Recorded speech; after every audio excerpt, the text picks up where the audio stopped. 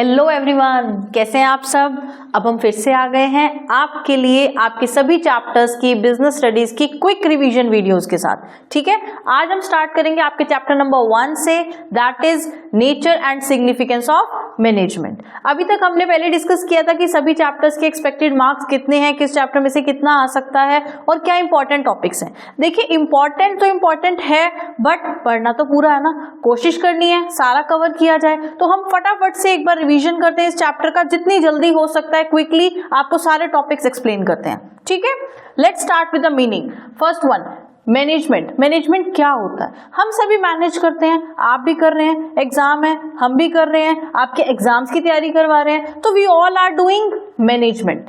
Means it is the art of getting things effectively and efficiently. Simply आपको time पे भी काम करना है और अपनी कॉस्ट का भी ध्यान रखना है। यहाँ पर हम बात करते हैं ऑर्गेनाइजेशनल मैनेजमेंट की। तो ऑर्गेनाइजेशन जब मैनेजमेंट करती है तो वहां पर अच्छा मैनेजमेंट वही है जिस काम को टाइम पे किया जाए और कॉस्ट इफेक्टिव वे में किया जाए। इफेक्टिवली और एफिशिएंटली, ये जो दो टर्म्स है ना, ये बहुत इंपॉर्टेंट है, इसके ऊपर कुछ ना कुछ जरूर आ जाता है और इसके बारे में आपको बहुत बारीकी से ध्यान रखना है कि अगर हम इफेक्टिवनेस की बात करते हैं या एफिशिएंसी की बात करते हैं तो क्या डिफरेंस आता है। Effectiveness is the completion of task on time and efficiency is the doing the task with minimum cost. सबसे इंपॉर्टेंट चीज कि टाइम पे करना है और कम से कम कॉस्ट में करना है। ठीक है, यहाँ पर हम एंड रिजल्ट पे फोकस करते हैं कि हमें वो अचीव करना है कि बस टाइम पूरा होना चाहिए, हमारा रिजल्ट अचीव हो जाना चाहिए। बट जब हम अपनी एफिशिएंसी की बात करते हैं तो यहाँ पर हम कॉस्ट बेनिफिट की बात करते हैं कि हमें काम टाइम पे तो करना है, रिजल्ट अचीव करना है, बट कॉस्ट बेनिफिट भी होना चाहिए। ठीक है, doing the right task and doing the task in right way. सही काम को सही तरीके से करना इज मैनेजमेंट। ओके, नेक्स्ट आते हैं हमारे कैरेक्टरिस्टिक्स। कैरेक्टरिस्टिक्स मींस कि मैनेजमेंट एक्चुअली में है क्या। ठीक है, first one is management is a goal oriented process. हम कोई भी काम करते हैं, कोई भी टास्क करते हैं, चाहे इफेक्टिवली करें या एफिशिएंटली, उसको हम कुछ गोल अचीव करने के लिए ही करते हैं। सारी एक्टिविटीज उस गोल की डायरेक्शन में होती है कि कौन कब क्या काम कैसे करेगा। ठीक है, next is it is a continuous process. Continuous क्यों है? ऐसा नहीं है कि आज मैनेज किया है तो कल नहीं करना पड़ेगा। मैनेज तो रोज करना है, आज किया है कल के टास्क को कल मैनेज करना पड़ेगा, आगे फ्यूचर की प्लानिंग भी करनी पड़ेगी। तो इसीलिए management is a continuous process. Next, it is a dynamic function. Dynamic क्यों बोला गया? Dynamic means that keeps on changing. ये हमेशा एक जैसा नहीं रहता क्योंकि आपका एनवायरनमेंट एक जैसा नहीं रहता। जिन कंडीशंस में हम मैनेज कर रहे हैं वो कंडीशंस एक जैसी नहीं रहती। Next, it is an intangible force. Intangible क्यों कहा गया है? कि मैनेजमेंट हम कंटिन्यूअस बेसिस पे करते हैं, डायनामिक होता है, बार बार करते हैं, लेकिन वो दिखता नहीं है। We can not see the management but we can feel it. अगर हम अपना गोल अचीव करते हैं, टाइम पे करते हैं, प्रॉपर अपने गोल की तरफ डायरेक्शन में जाते हैं, तो हम कहते हैं कि हम मैनेज कर रहे हैं। वो हम फील कर सकते हैं, वो हम देख नहीं सकते। That's why it is intangible. Next, group activity. कोई अकेला इंडिविजुअल मैनेज नहीं कर सकता। मैनेज करने के लिए कैसे करना पड़ता है? ग्रुप, क्योंकि डिफरेंट टास्क होते हैं और हमने ये बात डिस्कस की है कि ऑर्गेनाइजेशन में टास्क को डिफरेंट लोगों के बीच में डिवाइड कर दिया जाता है एज पर देयर स्पेशलिटी। तो वो एक ग्रुप अपनी अपनी स्पेशलिटी के साथ वर्क करता है and we are able to manage the work properly. ठीक है, नेक्स्ट, मल्टी डायमेंशनल। मैनेजमेंट की 3 डायमेंशंस होती हैं कि हम मैनेजमेंट में किस तरीके से वर्क करते हैं, इसको भी हम डिटेल में डिस्कस करेंगे। Next is all pervasive. Pervasive means that is required everywhere. हर जगह हमें मैनेजमेंट की रिक्वायरमेंट होती है। आपके ऑर्गेनाइजेशन के डिफरेंट लेवल्स होते हैं, हर लेवल पे हर तरीके के वर्कर्स को मैनेजमेंट की जरूरत होती है। आपको एग्जाम देने के लिए मैनेज करना पड़ रहा है, हमें आपके एग्जाम्स की प्रिपरेशन के लिए मैनेज करना है, तो we all are doing management of different activities. That's why it is said pervasive. ठीक है, अब हम मल्टी डायमेंशनल की जब बात करते हैं तो यहाँ पर हम किन चीजों को मैनेज करते हैं? Actually management is multi dimensional. Dimensions 3 है हमारी, management of work, management of people and management of operations. कि कौन काम कर रहा है, वो लोग, उनको मैनेज करना कि किसको क्या काम अच्छा आता है उसको वो अलॉट किया जाए, किसी को प्रॉब्लम आ रही है तो उसकी प्रॉब्लम को सॉल्व किया जाए, उसकी वीकनेसेस को ओवरकम किया जाए। मैनेजमेंट ऑफ वर्क मतलब काम क्या है उसको डिवाइड किया जाए और सभी को उसकी स्पेशलिटी के अकॉर्डिंग अलॉट कर दिया जाए। And third one is management of operations, जहां पर हम किस तरीके से अपने इनपुट्स को यूज करते हैं डिफरेंट डिपार्टमेंट्स में अपने आउटपुट के लिए, उन चीजों को मैनेज करना, उन एक्टिविटीज को मैनेज करना। Okay, so this was about management is multi dimensional. कौन सी 3 डायमेंशंस है? Work, people and operations. Got it? Next हम मूव करते हैं आपके ऑब्जेक्टिव्स की तरफ। Objectives of management. हमने कहा कि मैनेजमेंट है, परवेसिव है, कॉन्टिन्यूस है, सब जगह चाहिए। तो अगर हम मैनेजमेंट की बात करते हैं, वो सब कुछ करने से हमारे कौन से ऑब्जेक्टिव्स अचीव होते हैं, क्या बेनिफिट हमें मिलता है? तो यहाँ पर अगर हम ऑब्जेक्टिव्स की बात करते हैं तो these objectives are classified into 3। आपके ऑर्गेनाइजेशनल ऑब्जेक्टिव्स अचीव होते हैं, social objectives because we all are the part of society, produce करने वाले वो ऑर्गेनाइजेशंस भी सोसाइटी का पार्ट है और जो यूज करने वाले कंज्यूमर्स है वो भी सोसाइटी का पार्ट है। We all are the part of the society, तो हमारे सोशल ऑब्जेक्टिव्स भी हैं जो हमें फुलफिल करने हैं। And third one is personal, जो लोग पर्सनली उसमें इन्वॉल्व हैं, काम कर रहे हैं, उनकी अपनी भी तो कुछ अचीवमेंट्स है ना, उनके भी कुछ ऑब्जेक्टिव्स हैं। तो हमारे मैनेजमेंट के 3 ऑब्जेक्टिव्स को हम डिस्कस करते हैं वन बाय वन कि ऑर्गेनाइजेशन जब कुछ भी मैनेजमेंट करता है या किसी बिजनेस एक्टिविटी में इन्वॉल्व होता है तो बेसिकली उसके 3 ऑब्जेक्टिव्स होते हैं। लंबे टाइम तक सर्वाइव करना, ज्यादा से ज्यादा प्रॉफिट अर्न करना और ग्रो करना। जितना प्रॉफिट अच्छा होगा, जितने लंबे टाइम तक बिजनेस सर्वाइव कर पाएगा, उतनी अच्छी उसकी ग्रोथ होगी। बिजनेस हमेशा यही चाहता है। बट ये सब अचीव करने के लिए उसको अपनी सोसाइटी पे फोकस करना है कि उनके जो गुड्स हो वो रीजनेबल प्राइस पे हो, क्योंकि सोसाइटी में हर तरीके के लोग हैं। ये आपकी रिस्पॉन्सिबिलिटी है कि आप अपने कंज्यूमर्स का एक्सप्लॉयटेशन ना करें। तो हमें ऐसे मैनेज करना है कि हम अपनी सोसाइटी को भी रिस्पेक्ट दें। ठीक है, ज्यादा से ज्यादा हम एम्प्लॉयमेंट जनरेट कर सकें, क्योंकि हमारी इकोनॉमी में बहुत बड़ी प्रॉब्लम है कि यहाँ पर एम्प्लॉयमेंट नहीं है। ठीक है बट तरीके से डिवाइडेशन है वो अच्छा नहीं है, बैलेंस्ड ग्रोथ नहीं है। तो हमने कोशिश करनी है कि ज्यादा से ज्यादा एम्प्लॉयमेंट अपॉर्चुनिटीज हम जनरेट करें। And the last is eco friendly production of goods, कि ऐसे गुड्स हो जो कंज्यूमर्स को हार्म ना करें। ठीक है, नेक्स्ट आते हैं आपके पर्सनल। अब जो इंडिविजुअल्स इन्वॉल्व हैं, ग्रोथ के लिए काम कर रहे हैं, सर्वाइवल के लिए काम कर रहे हैं, अपनी एम्प्लॉयमेंट जनरेट कर रहे हैं या सोशल रिस्पेक्ट भी अपनी फॉलो कर रहे हैं, उनके कुछ अपने पर्सनल ऑब्जेक्टिव्स भी हैं। ठीक है, उनकी अपनी फाइनेंशियल नीड्स है। हर इंडिविजुअल अगर किसी एक्टिविटी में इन्वॉल्व है, इकोनॉमिक एक्टिविटी में, तो उसको पैसे चाहिए। अगर उसकी फाइनेंशियल नीड अच्छे से पूरी हो जाती है तो नेक्स्ट आती है उसकी सोशल नीड, कि वो अपनी सोसाइटी में कुछ रिकॉग्निशन चाहता है। अब जिस किसी ऑर्गेनाइजेशन में एक इंडिविजुअल वर्क कर रहा है, उसके लिए काम कर रहा है, उस ऑर्गेनाइजेशन में उसको एक रिस्पेक्ट चाहिए, रिकॉग्निशन चाहिए, अपना एक स्टेटस चाहिए। ठीक है, and the last is higher level needs, esteem needs, कि हर कोई चाहता है कि वो सेल्फ एक्चुअलाइजेशन हो, अपना एक नाम हो, अपनी एक पहचान हो। ठीक है, तो ये क्या थे हमारे ऑब्जेक्टिव्स ऑफ मैनेजमेंट। नेक्स्ट हम मूव करते हैं आपके इंपॉर्टेंस ऑफ मैनेजमेंट पे। अब हम बात करते हैं मैनेजमेंट की इंपॉर्टेंस की। पहले हमने डिस्कस किया मैनेजमेंट क्या है, उसके फीचर्स, कि किस तरीके से वो रिएक्ट करता है, बिहेव करता है। उसके बाद उसके ऑब्जेक्टिव कि मैनेजमेंट करके हम क्या अचीव करते हैं। अब है कि हम सबके लिए मैनेजमेंट करना जरूरी क्यों है। अगर हम मैनेज नहीं करेंगे तो कुछ प्रॉब्लम्स फेस कर सकते हैं कि हमारा वर्क टाइम पे नहीं होगा, हम अपने गोल को अचीव नहीं कर पाएंगे, तो वो जो प्रॉब्लम्स हैं वो ओवरकम हो जाएंगी। इसलिए मैनेजमेंट हमारे लिए इंपॉर्टेंट है। कहीं से भी बात कर लो, बात घूम फिर के वही आती है। Why it is important? It help in achieving गोल।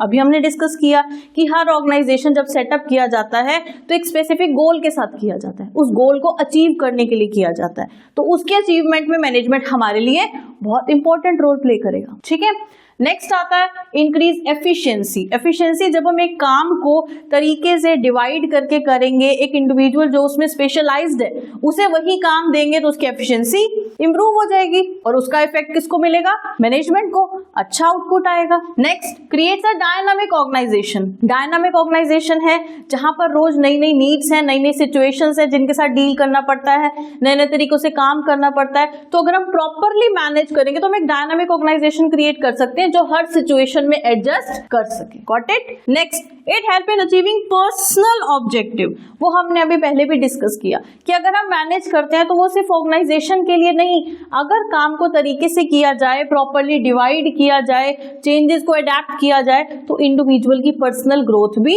होगी ही होगी, और इंडिविजुअल की अगर पर्सनल ग्रोथ नहीं होगी तो वो अपने काम में इंटरेस्ट भी नहीं लेगा।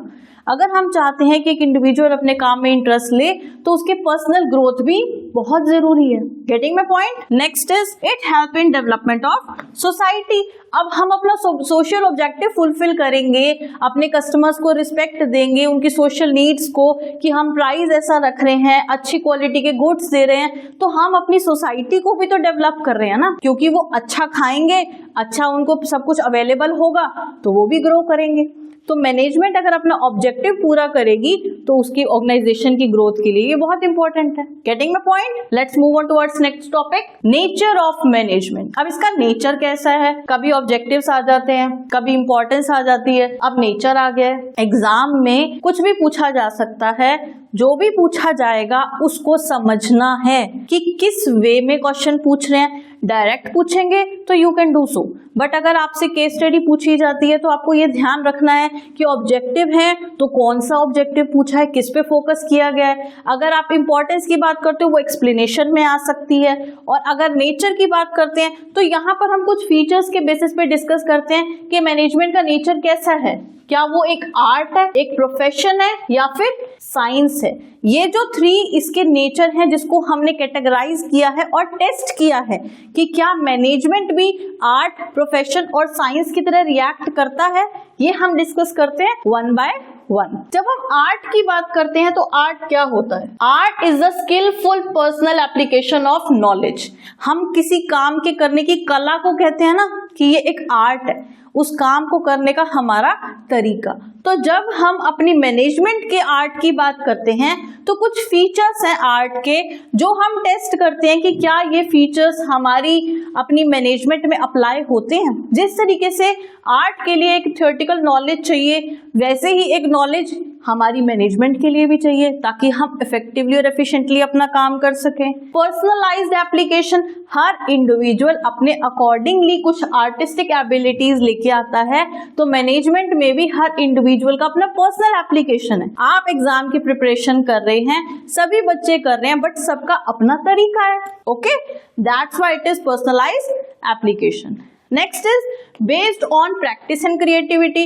जिस तरीके से आर्ट में हम प्रैक्टिस करते हैं तो हमारी क्रिएटिविटी एनहांस होती है, हमारे अंदर परफेक्शन आता है। उसी तरीके से अगर हम मैनेजमेंट की बात करें तो मैनेजमेंट में भी जितनी ज्यादा प्रैक्टिस की जाती है हमारी एबिलिटीज उतनी एनहांस होती है, हम उतने ही ज्यादा क्रिएटिव होते हैं। तो इसके बेसिस पे हम कह सकते हैं yes, management is an art. Okay, got it. अगर हम बात करते हैं साइंस की, मैनेजमेंट एज साइंस, तो साइंस क्या होता है? जहां पर एक सिस्टमेटाइज्ड बॉडी ऑफ नॉलेज होती है, बट यहाँ जो ट्रूथ्स होते हैं या जो भी हमारे लॉज हैं, साइंटिफिक लॉज हैं, वो यूनिवर्सल होते हैं, वो चेंज नहीं होते।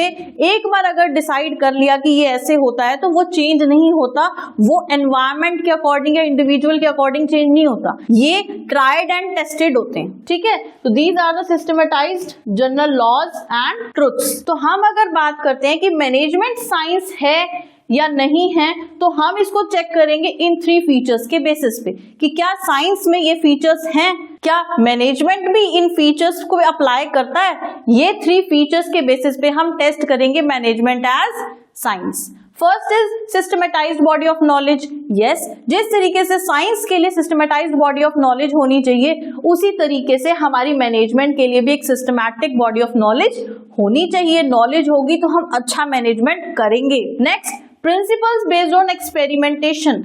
यहाँ पर हम अगर बात करते हैं तो जिस तरीके से साइंटिफिक प्रिंसिपल्स बनाए जाते हैं वो एक्सपेरिमेंट्स के बाद होते हैं, वो यूनिवर्सल होते हैं, सब जगह सेम अप्लाई करते हैं कि जब भी दोबारा वो एक्सपेरिमेंट किया जाएगा तो रिजल्ट सेम आएगा। तो अगर हम अपनी मैनेजमेंट की बात करें तो यहाँ पर भी जो प्रिंसिपल्स होते हैं वो एक्सपेरिमेंट्स और टेस्टिंग के बाद ही बनाए जाते हैं, but these principles are not universally valid. वो यूनिवर्सली वैलिड नहीं है, क्योंकि जब हम ह्यूमन बीइंग की बात करते हैं, वर्क और पीपल को मैनेज करते हैं, तो वो यूनिवर्सली एप्लीकेबल नहीं होता। जिस तरीके से साइंटिफिक प्रिंसिपल्स यूनिवर्सल हैं, हमारे मैनेजमेंट के प्रिंसिपल्स यूनिवर्सल नहीं हैं।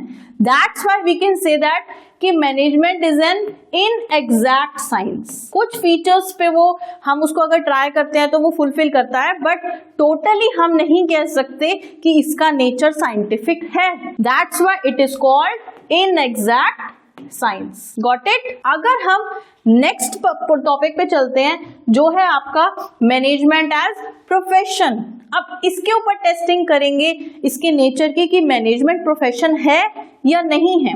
प्रोफेशन की अगर हम बात करते हैं लाइक डॉक्टर है, लॉयर है, टीचर है, तो जो भी प्रोफेशनल्स होते हैं उनके पास well defined body of knowledge होती है, एफिलिएशन होती है उस पर्टिकुलर एसोसिएशन से, उनके कुछ कोड ऑफ कंडक्ट्स फॉलो करने होते हैं और ये सर्विसेज प्रोवाइड करते हैं सोसाइटी को। ठीक है, वो होते हैं प्रोफेशनल्स। अब इनके फीचर्स को हम टेस्ट करेंगे। अगर आप मैनेजमेंट में अप्लाई करें तो मैनेजमेंट में अच्छी बॉडी ऑफ नॉलेज होनी चाहिए। जब तक आपको नॉलेज नहीं होगी आप अच्छे से मैनेज नहीं कर सकते। अगर हम नेक्स्ट बात करते हैं रेस्ट्रिक्टेड एंट्री, तो ये फीचर हमारा मैनेजमेंट पे अप्लाई नहीं होता। हमारी एंट्री रेस्ट्रिक्टेड नहीं है, मैनेजमेंट में कोई भी आ सकता है और इस टास्क को, इस एक्टिविटी को परफॉर्म कर सकता है। अगर हम प्रोफेशनल एसोसिएशन की बात करते हैं तो मैनेजमेंट में किसी प्रोफेशनल एसोसिएशन में होना मैंडेटरी नहीं है तो अच्छी बात है, बट ऐसी कुछ कोड ऑफ कंडक्ट्स या रूल्स नहीं है जो मैनेजमेंट में हमें फॉलो करने ही करने हैं। We should respect the rules and regulations of an organisation, या फिर जो वर्क एथिक्स होते हैं वो हमें फॉलो करने चाहिए, but we are not bound with that particular code of conduct just like profession. और अगर हम सर्विस मोटिव की बात करते हैं तो ऑर्गेनाइजेशन का मोटिव क्या होता है? वो सर्विस तो देता है बट साइड बाय साइड वो अपनी ग्रोथ, अपने प्रॉफिट पे भी फोकस करता है। लेकिन जो प्रोफेशनल होते हैं, जैसे हम डॉक्टर्स, लॉयर्स की बात करते हैं, उनका मोटिव होता है सर्व करना। ठीक है, तो हम मतलब सर्विस तो खैर हम भी दे रहे हैं, तो इन बेसिस पे हम कहेंगे कि मैनेजमेंट अभी इनिशियल स्टेजेस पे है। Completely management is not a profession. Initially अभी हम धीरे धीरे ग्रो कर रहे हैं। Got it? तो मैनेजमेंट आर्ट है, साइंस नहीं है, इनएग्जैक्ट साइंस है, परफेक्ट साइंस नहीं है। एंड थर्ड वन, प्रोफेशन नहीं है, अभी इनिशियल स्टेजेस पे है, वो ग्रो कर रहा है, बट ट्रूली उसका नेचर प्रोफेशनल नहीं है। Okay, so this was about the nature of management. चलिए केस स्टडी डिस्कस कर लेते हैं। To become a chartered accountant in India, a candidate has to clear a specified examination. Exam देना पड़ता है, जो भी हमारे इंस्टीट्यूट ऑफ चार्टर्ड अकाउंटेंट है उसका एग्जाम देंगे। तो यहाँ पर अगर हम एक फीचर को इसमें आइडेंटिफाई करते हैं कि प्रोफेशन का कौन सा फीचर है जो ऊपर दिया गया है, वो क्या है? Professional association, service motive, ethical code of conduct और नन ऑफ द अबव। इसका आंसर आप बताएंगे और कमेंट बॉक्स में मेंशन करेंगे। ठीक है, नेक्स्ट आते हैं आपके लेवल्स ऑफ मैनेजमेंट। अगर हम अपने लेवल्स की बात करते हैं तो मैनेजमेंट डिफरेंट लेवल्स पे वर्क करता है। जैसे हम कहते हैं कि top, middle and low level, operational level. जिस तरीके से हम अपने घर में देखते हैं कि हमारी जनरेशंस होती हैं, हमारे ग्रैंड पेरेंट्स होते हैं, पेरेंट्स होते हैं, फिर हम आते हैं, उसलिए उसकी तरह हमारी ऑर्गेनाइजेशन में भी हमारे डिफरेंट लेवल्स होते हैं। जो टास्क होता है, जो वो मैनेजमेंट होता है, वो डिफरेंट लेवल्स पे होता है, from top to bottom, top, middle and operational, और इसको हम लोअर लेवल भी बोलते हैं। ये हमारे होते हैं मैनेजेरियल लेवल्स, जिन पे मैनेजमेंट किया जाता है डिफरेंट एक्टिविटीज का।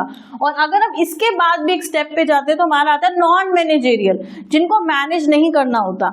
लोअर लेवल पे जो हमारे सुपरवाइजर्स होते हैं, जो फॉरमैन्स होते हैं, वो अपने नॉन मैनेजेरियल लेवल पे जो लोग हैं, जो वर्कर्स हैं, जो लेबर क्लास है, उनको टास्क अलॉट करती है। They just have to do that particular work, उनको कुछ भी मैनेज नहीं करना होता, इसलिए वो किस पे आते हैं? Non managerial level. ठीक है, हम एक बार इसका क्विक रिव्यू कर लेते हैं। टॉप लेवल कौन आता है, इस पे कैसे वर्क करता है? हमारे जो एग्जीक्यूटिव ऑफिसर्स हैं, प्रेसिडेंट हैं, और यहाँ पर टॉप लेवल में हमारी डिफरेंट एक्टिविटीज को कोऑर्डिनेट किया जाता है, क्योंकि वो है जो हमारी रूल्स, प्लान्स, पॉलिसीज ऑर्गेनाइजेशन के फ्रेम करते हैं, रिस्पॉन्सिबिलिटी होते हैं। और ये वो लोग होते हैं, ये इस लेवल पे वो हमारे मेंबर्स आते हैं जो किसी भी ऑर्गेनाइजेशन के सर्वाइवल के लिए वर्क करते हैं। इनका प्राइमरी मोटिव होता है प्लान्स बनाना, और उन्हें आगे वो डेलीगेट कर देते हैं अदर डिपार्टमेंट्स में, जो हमारे आते हैं नेक्स्ट लेवल पे, दैट इज मिडिल लेवल। वहां पर हमारे जो सीईओज थे या फिर प्रेसिडेंट है, वो सब आते हैं टॉप लेवल पे। मिडिल लेवल पे आते हैं हमारे डिपार्टमेंटल हेड्स या फिर एग्जीक्यूटिव ऑफिसर्स। ये क्या करते हैं? ये लिंक होता है between top management and workers. इन दोनों के बीच में एक लिंक होता है। टॉप से इनको इन्फॉर्मेशन मिलती है और बॉटम पे इन्हें डेलीगेट करनी होती है या उन्हें सुपरवाइज करना होता है कि वो कैसे कर रहे हैं। जो लोअर लेवल पे सुपरवाइजर्स होते हैं, ये उन्हें कंट्रोल करते हैं। यहाँ पर जो